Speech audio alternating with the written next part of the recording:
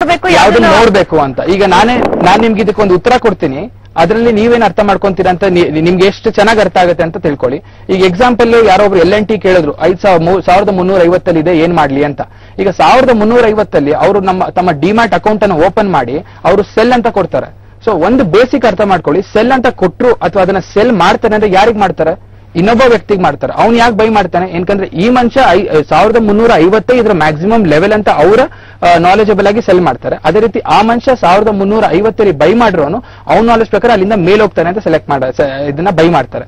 Next ನೀವು ಪ್ರಶ್ನೆ ನನ್ನ ಏನ್ ಕೇಳಿದ್ರಿ ಅಂತಂದ್ರೆ, ಈಗ ಒಂದ್ ಚಾನಲ್ ಹಾಕಿದ್ರೆ ಈಗ ನಾನು ಯಾವ್ದೋ ಸಪೋರ್ಟ್ ರೆಸಿಸ್ಟೆನ್ಸ್ ಕೊಟ್ಟಿರ್ತೀನಿ, ಇನ್ನೊಂದ್ ಚಾನಲ್ ಹಾಕಿದ್ರೆ ನಿಫ್ಟಿ ಬೈ ಮಾಡಿ ಅಂತಾರೆ, ಇನ್ನೊಂದ್ ಚಾನಲ್ ಹಾಕಿದ್ರೆ ನಿಫ್ಟಿ ಸೆಲ್ ಮಾಡಿ ಅಂತಾರೆ, ಇನ್ನೊಂದ್ ಚಾನಲ್ ಹಾಕಿದ್ರೆ ದಯವಿಟ್ಟು ಮಾರ್ಕೆಟ್ ಹತ್ರ ಈಗ ಬರಬೇಡಿ, ಹೋಲ್ಡ್ ಮಾಡಿ, ಸ್ವಲ್ಪ ಪೊಸಿಷನ್ ಇಟ್ಕೊಳ್ಳಿ ಅಂತ ಹೇಳ್ತಾರೆ. ಇದಕ್ಕೆಲ್ಲದಕ್ಕೂ ಉತ್ತರ ಏನು ಅಂತಂದ್ರೆ ಸಿಂಪಲ್ ಆಗಿ ಹೇಳ್ತೀನಿ ಕೇಳಿ.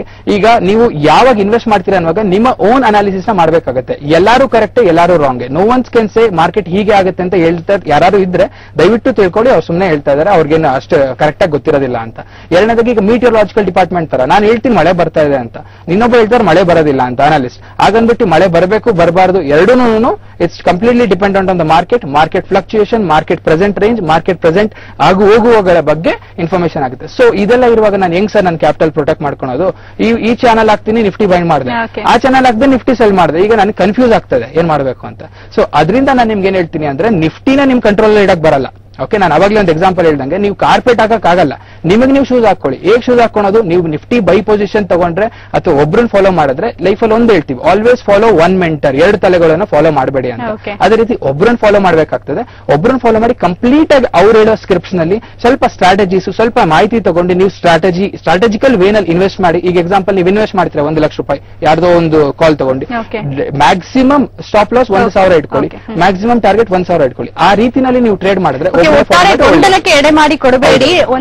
ಸರಿಯಾದ ಒಂದು ಪಾಲಿಸಿನ ನೀವು ಕೂಡ ಪಾಲನೆ ಮಾಡಿದ್ರೆ ನೀವು ಶೇರ್ ಮಾರ್ಕೆಟ್ ಅಲ್ಲಿ ಹೂಡಿಕೆಯನ್ನ ಮಾಡಿ ಲಾಭವನ್ನು ಗಳಿಸಬಹುದು ಅಂತ ಮತ್ತೆ ಚರ್ಚೆಯನ್ನ ಮಾಡೋಣ.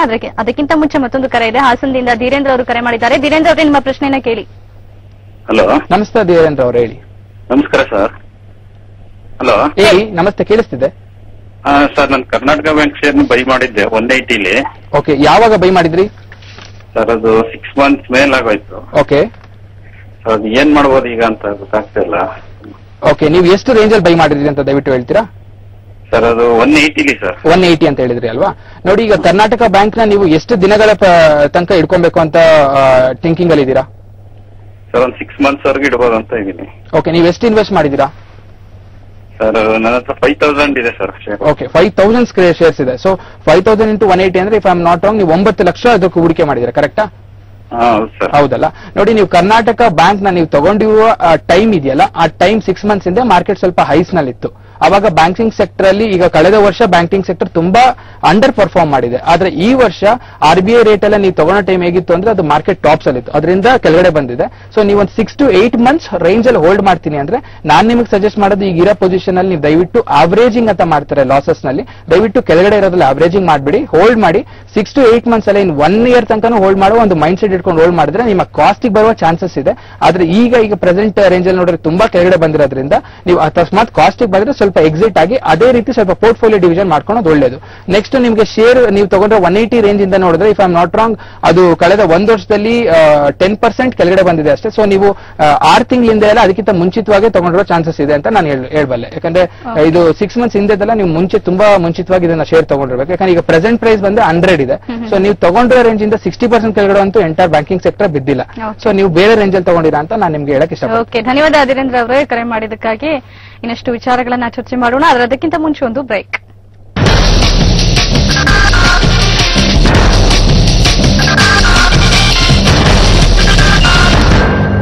ಈ ದಿನ ನಿಮ್ಮ ಕನಸು ನನಸಾಗೋದು ಸತ್ಯ.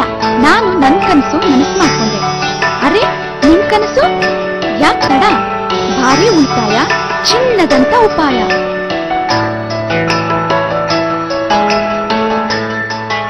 ನಿಮ್ಮ ಭವಿಷ್ಯದ ಭರವಸೆ ಶ್ರೀ ಸಾಯಿ ಗೋಲ್ಡ್ ಪ್ಯಾಲೇಸ್.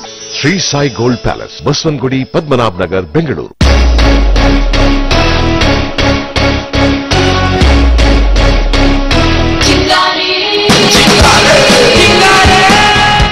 ಸೊಣಕಲು ಎಂದು ಬಳಲುತ್ತಿದ್ದೀರಾ? ನಿಸರ್ಗಾಲಯ ಶಕ್ತಿಯು ನಿಮ್ಮ ದೇಹದ ಕಣಕಣಕ್ಕೂ ಶಕ್ತಿ ನೀಡಿ ಮಾಂಸಖಂಡಗಳನ್ನು ಬಲಪಡಿಸಿ ಹಾಗೂ ಪುನಶ್ಚೇತನಗೊಳಿಸಿ 60 ದಿನಗಳಲ್ಲಿ ದೇಹದ ತೂಕವನ್ನು 10 ರಿಂದ 15 ಕೆಜಿಯವರೆಗೆ ನೈಸರ್ಗಿಕವಾಗಿ ಹೆಚ್ಚಿಸುತ್ತದೆ. ಸುಂದರ ಹಾಗೂ ಸದೃಢ ಮೈಕಟ್ಟನ್ನು ಹೊಂದಿ ಆಕರ್ಷಕವಾಗಿ ಕಾಣಲು ಉಪಯೋಗಿಸಿ ನಿಸರ್ಗಾಲಯ ಶಕ್ತಿ. ಕೂದಲು ಬಿಡಿ ಬೋಳುತ್ತಲೇ ನಿಮ್ಮನ್ನು ಆವರಿಸುತ್ತಿದೆಯೇ? ಚಿಂತೆ ಬಿಡಿ, ಕೂದಲಿನ ಬುಡವನ್ನು ದೃಢ ಮಾಡಿ ರೂಟ್ ಸೆಲ್ಸ್ ಗಳನ್ನು ಆಕ್ಟಿವ್ ಮಾಡಿ ಹೊಸ ಕೂದಲು ಬೆಳೆಯುವಂತೆ ಮಾಡುತ್ತದೆ ನಿಸರ್ಗಾಲಯ ರೂಟ್ ಹೇರ್ ಆಯಿಲ್ ಮತ್ತು shampoo. Dry hair, rough hair, dandruff, split ends ಈ ಎಲ್ಲಾ ಸಮಸ್ಯೆಗಳಿಗೂ ಒಂದೇ ಪರಿಹಾರ. ನಿಸರ್ಗಾಲಯ ರೂಟ್ ಹೇರ್ ಆಯಿಲ್ ಮತ್ತು ಶಾಂಪೂ.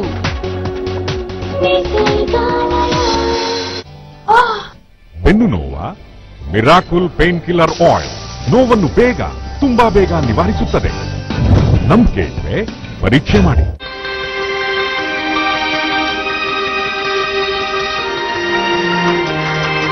ಜನಮಾನಸದಲ್ಲಿ ನಿರಂತರ ಯಾತ್ರೆಯನ್ನು ಕೈಗೊಂಡು ಅವರ ನಾಡಿ ಮಿಡಿತವನ್ನು ಅರಿತು ತನ್ನೆದೆಯ ಬಡಿತದೊಂದಿಗೆ ಆ ಮಿಡಿತವನ್ನು ಮಿಳಿತಗೊಳಿಸಿ ಜನಹಿತಕ್ಕಾಗಿ ಅವಿರತ ಪರಿಶ್ರಮ ವಹಿಸಿ ಅವರ ದುಃಖವನ್ನು ಪರಿಹರಿಸಿ ಅವರ ಸಂತೋಷದಲ್ಲಿ ಅವರ ಏಳ್ಗೆಯಲ್ಲಿ ತನ್ನ ಬದುಕಿನ ಸಾರ್ಥಕತೆಯನ್ನು ಕಂಡುಕೊಳ್ಳುವ ಅಪರೂಪದ ವ್ಯಕ್ತಿಗಳು ಮಾತ್ರ ಜನನಾಯಕರಾಗಲು ಸಾಧ್ಯ.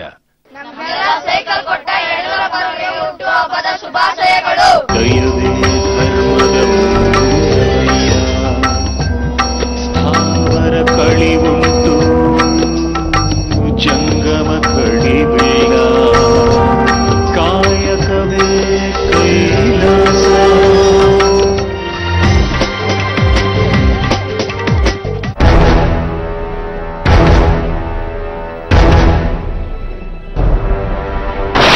ಅಘೋರ ತಪಸ್ಸು, ಆದ್ರೆ ಅಘೋರಿಗಳಲ್ಲ.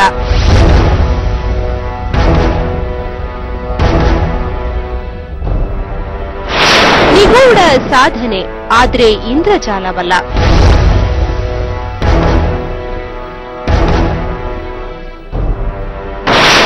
ಸಾವಿದೆ, ಆದ್ರೆ ನಿಮ್ಮಂತಲ್ಲ.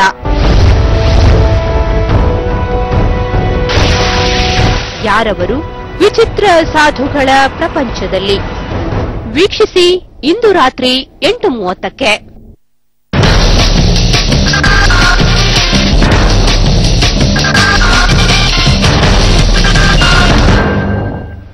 ಮಾರ್ಕೆಟ್ ಮಂತ್ರ ಕಾರ್ಯಕ್ರಮಕ್ಕೆ ಮತ್ತೊಮ್ಮೆ ಸ್ವಾಗತ. ಮಹೇಶ್ ಅವರೇ, ನಮ್ಮ ಚರ್ಚೆಯನ್ನ ಮಾಡೋಣ. ಅದಕ್ಕಿಂತ ಮುಂಚೆ ಒಂದು ಕರೆ ಇದೆ, ಕರೆ ತಗೊಂಡ್ ಬಿಡೋಣ ಅಂತ ಅನ್ಸುತ್ತೆ. ಹಾಸನದಿಂದ ಸತೀಶ್ ಕರೆ ಮಾಡಿದ್ದಾರೆ. ಸತೀಶ್, ನಿಮ್ ಪ್ರಶ್ನೆ ಕೇಳಿ. ನಮಸ್ಕಾರ ಸರ್, ನಾವು ಆಪ್ಷನ್ ಮಾರ್ಕೆಟ್ ಅಲ್ಲಿ ಟ್ರೇಡ್ ಮಾಡ್ತಾ ಇದೀವಿ ಸರ್. ಓಕೆ. ಅದ್ರಲ್ಲಿ ಆಪ್ಷನ್ ಮಾರ್ಕೆಟ್ ಅಂದ್ರೆ ಏನು, ಮತ್ತೆ ಡೆರಿವೇಟಿವ್ಸ್ ಅಲ್ಲಿ ಬರುತ್ತಲ್ವಾ, ಅದ್ರಲ್ಲಿ ಆಪ್ಷನ್ ಮಾರ್ಕೆಟ್ ಅಲ್ಲಿ ಪಾರ್ಟಿಸಿಪೆಂಟ್ಸ್ ಎಷ್ಟು ಜನ ಇರ್ತಾರೆ, ಪಾರ್ಟಿಸಿಪೆಂಟ್ ಯಾವ ತರ ಸೇಲ್ ಮಾಡ್ತಾರೆ, ಯಾವ ತರ ಬೈ ಮಾಡ್ತಾರೆ ಅಂತ ಗೊತ್ತಾಗ್ಬೋದು ಸರ್. ಓಕೆ, ನೋಡಿ, ಆಪ್ಷನ್ ಮಾರ್ಕೆಟ್ ಅಲ್ಲಿ ನೀವು ಟ್ರೇಡ್ ಮಾಡ್ತೀರಾ ಅಂತಂದ್ರೆ ತುಂಬಾ ಜಾಸ್ತಿ ವಾಲ್ಯೂಮ್ ಇರುವಂತದ್ದು ನಿಫ್ಟಿನಲ್ಲಿ ಅಂತ ಕರಿತೀವಿ. ಈಗ ನಿಫ್ಟಿ ಆಪ್ಷನ್ ಅಲ್ಲಿ ನೀವು ಪ್ರಶ್ನೆ ಏನಂದ್ರೆ ನಿಫ್ಟಿ ಆಪ್ಷನ್ ಮಾರ್ಕೆಟ್ ಇಂದ ನಮ್ಗೆ ಏನ್ ತಿಳಿದು ಬರ್ತದೆ ಅಂತ ನಿಮ್ ಪ್ರಶ್ನೆ ಅಂತ ನಾನು ಅನ್ಕೊಂತೀನಿ.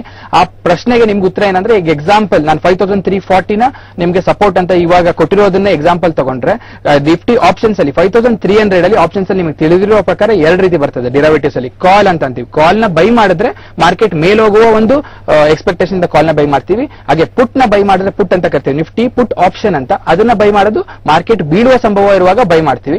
ಆ ರೀತಿ ತಗೊಂಡ್ರೆ lot of call option positions have been made in terms of lakhs by FIIs ಅಂತ ಕರಿತೀವಿ. ಅಂದ್ರೆ 5500 ಕಾಲ್ ಆಪ್ಷನ್ ನಲ್ಲಿ ತುಂಬಾ FIIs ಅಂದ್ರೆ ಫಾರಿನ್ ಇನ್ಸ್ಟಿಟ್ಯೂಷನಲ್ ಇನ್ವೆಸ್ಟರ್ಸ್ ಅಲ್ಲಿ ಬೈ ಮಾಡಿರೋದ್ರಿಂದ ಅದನ್ನ ಸಪೋರ್ಟ್ ಅಂತ ಕರಿತೀವಿ. ಅದರಿಂದ ಯಾವಾಗ ಎಲ್ಲಿ ಮಾರ್ಕೆಟ್ ಸಪೋರ್ಟ್ ರೆಸಿಸ್ಟೆನ್ಸ್ ಕಂಡಿರುವುದಕ್ಕೆ ಓಪನ್ ಇಂಟ್ರೆಸ್ಟ್ ಆಮೇಲೆ FIDI ಡೇಟಾ ಒಂದು ಪ್ರೆಡಿಕ್ಷನ್ಗೋಸ್ಕರ ನಾವು ಆಪ್ಷನ್ ಅಪ್ಡೇಟ್ ನಾವು ತಗೋತೀವಿ. ಓಕೆ, ಧನ್ಯವಾದ ಸತೀಶ್ ಅವರೇ.